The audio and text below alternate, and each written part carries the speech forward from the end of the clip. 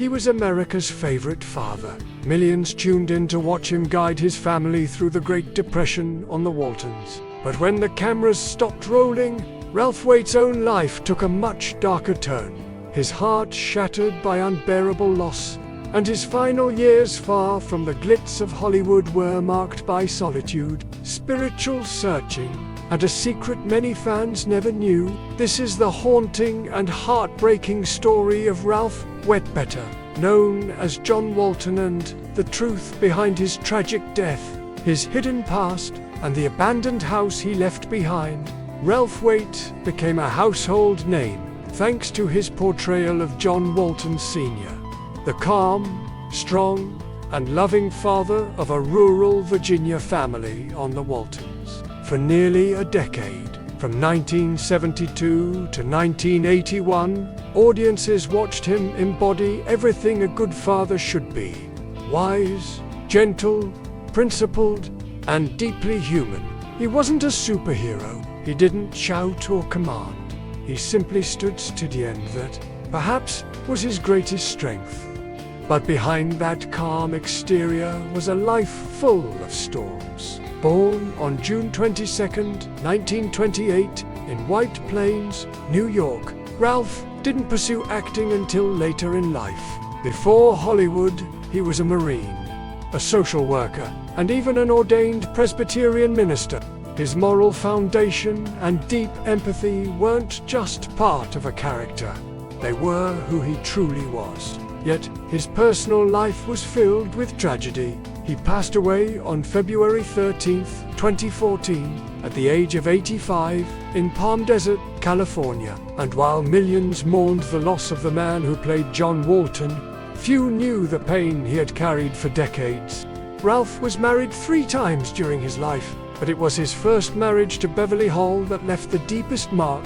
Together, they had 3 daughters, and for a time, the family gave Ralph a sense of stability, something to cling to in a world filled with uncertainty. But then came the moment that would shatter his soul forever. In 1964, his eldest daughter, Sharon, died of leukemia at just 9 years old.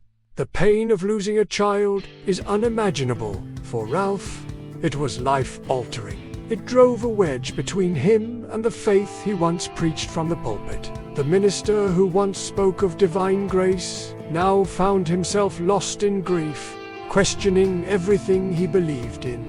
That sorrow never truly left him. You could see it in his eyes whenever he played a grieving father on screen. It wasn't acting, it was real.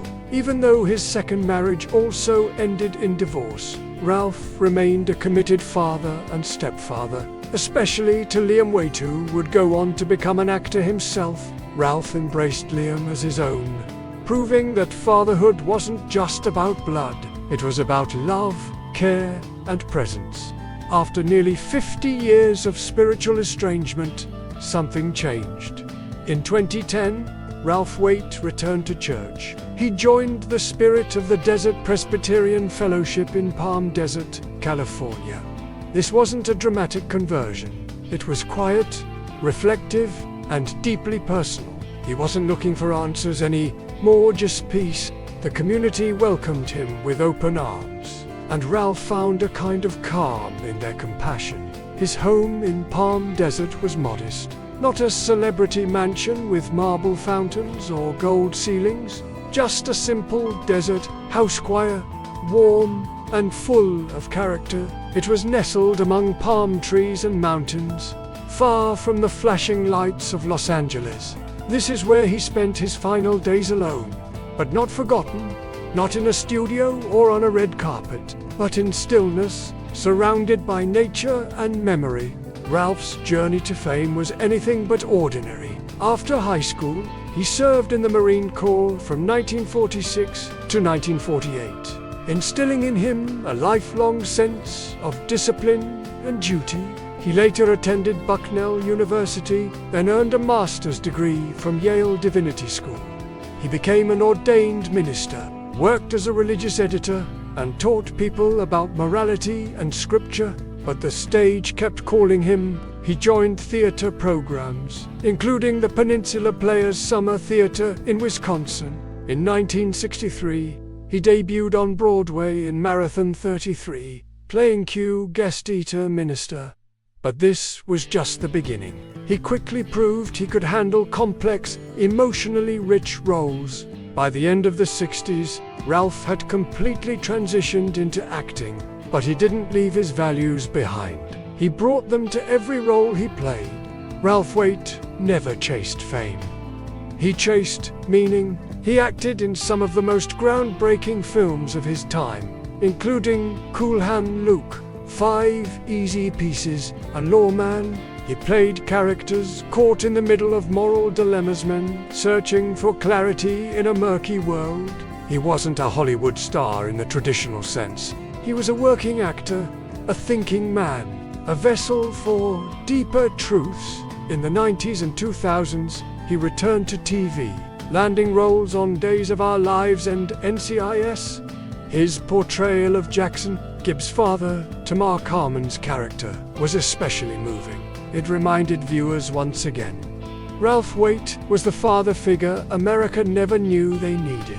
One of his most powerful performances came late in life. In The Young Man from Atlanta, Ralph played Will Keda, 64-year-old man grappling with grief, denial, and the death of his son. It wasn't just acting. It was Ralph pouring his own heartbreak into a role that demanded complete vulnerability. He didn't shout, he didn't cry loudly. He let his silence do the talking. And in that silence, he moved everyone who saw him. It was one of his most personal, artistic triumphs, proving that even in his later years, Ralph was still pushing himself as an actor, refusing to settle, always searching. In the 1990s, Ralph took his convictions into the political arena. He ran for Congress 3 times in California, focusing on healthcare, education, and the environment. He lost every race, but he didn't run to win. He ran to serve.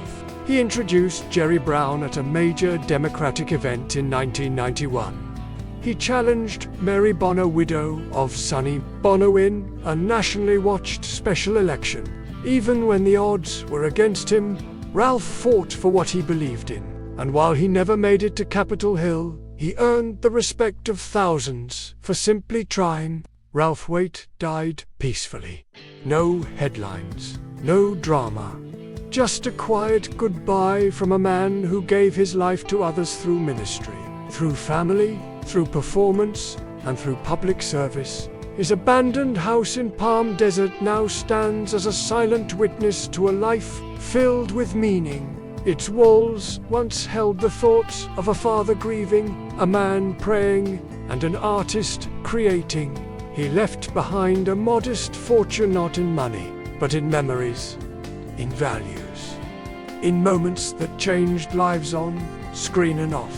And though he may be gone, Ralph Waite John Walton, too many will always live on. In every rerun, in every lesson, and in the hearts of those who believe that strength doesn't shout, it whispers.